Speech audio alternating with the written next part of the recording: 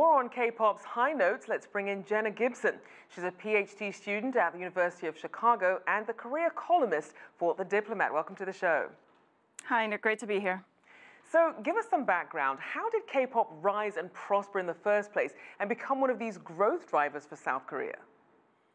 Yeah, it's actually a really cool story. Back in the early 90s, the South Korean government actually provided a lot of funding for promoting Korean culture abroad, especially TV shows, but also K-pop to some extent. And then the companies, the entertainment companies, really took it and ran with it. And 10 years later, now we see this juggernaut that has fans all over the world. It's kind of a cool growth story.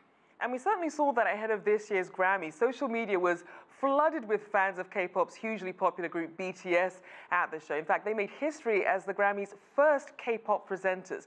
What do you think that tells us about the sort of global recognition that these groups are getting?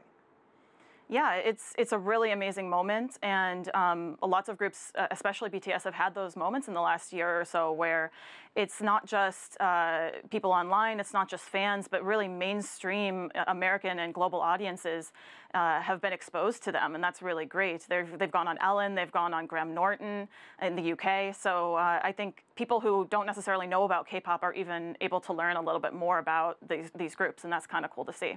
Now, obviously, people are familiar with talent shows, but what the idol system that leads to K-pop is very, very different. So how much longevity do you see K-pop's idol system of recruiting? How much staying power do you think that has?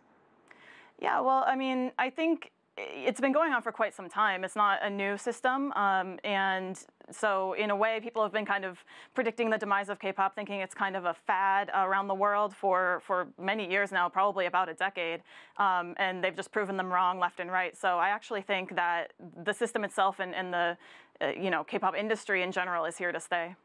Now, as we saw, they're grooming these singers for years, from their sound to their look, as an industry all in itself. And one of the heavyweight companies in this industry is YG Entertainment. And they have acts including Big Bang and Blackpink. So talk about YG's rise, as well as its competition with its rivals, SM Entertainment and JYP Entertainment. Yeah, so for a very long time, the K-pop industry was really dominated by these quote-unquote big three companies. You have YG, SM, and JYP.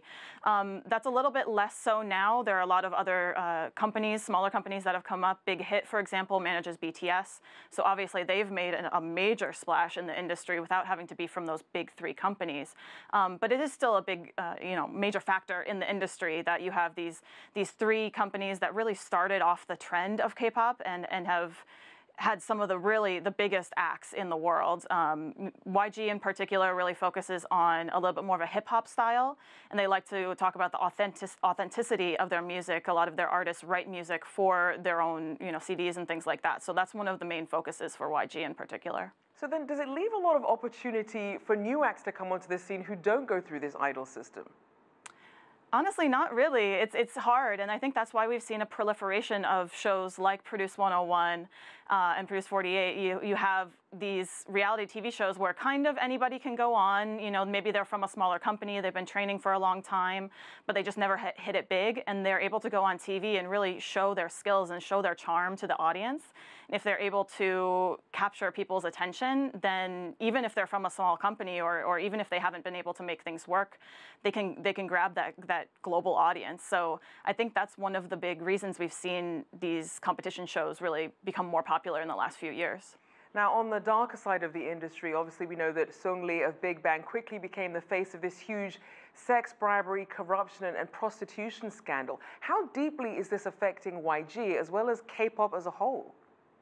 Yeah, I think it's really hard to overstate how major this scandal is. It's a big deal. K-pop has seen scandals before. Maybe individual stars will have incidents, but this is a different level. We've seen several stars get caught up in it. We've seen they're potentially facing jail time if these allegations turn out to be true. And so I think it's really important to keep in mind that this is a big deal. And particularly for YG, you have seen their stock slip. And I think it really depends on how they handle it. So far, they have cut ties with Seungri. He is no longer managed by them. And so I think they're trying to move on and move past this scandal as quickly as possible. But you know, given the backlash from fans and non-fans alike, I think they're going to have to do a little bit more to make sure that nothing like this ever happens again. And just quickly, we know that investors in YG include LVMH as well as Tencent. And you see a lot of these K-pop stars as brand ambassadors or being used in their marketing. What's their interest in this company in K-pop, and could this scandal affect them? Right.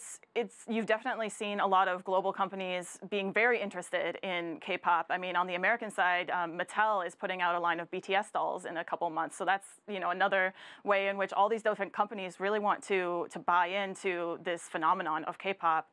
As far as the investment, it makes a lot of sense. K-pop has been very popular in China, but there have been a couple of issues in the past where, because of politics, things have gotten a little tricky in terms of K-pop stars being able to promote in China, promote in Japan, for reasons that don't really have anything to do with the industry. So I think, in part, this is a very smart move for the K-pop entertainment companies as well as those global companies to band together and make a little bit more of a lasting you know, partnership. So that's one thing. Right. And then as far as the scandal, I think, again, these companies are really wanting to move past it as quickly as possible. I haven't really seen anybody come out and talk about it too much. They're trying to, you know, say that these men did things and they were wrong and we cut ties with them and Right. now let's move on. All right, thank you so much. Jenna Gibson there, career columnist for The Diplomat.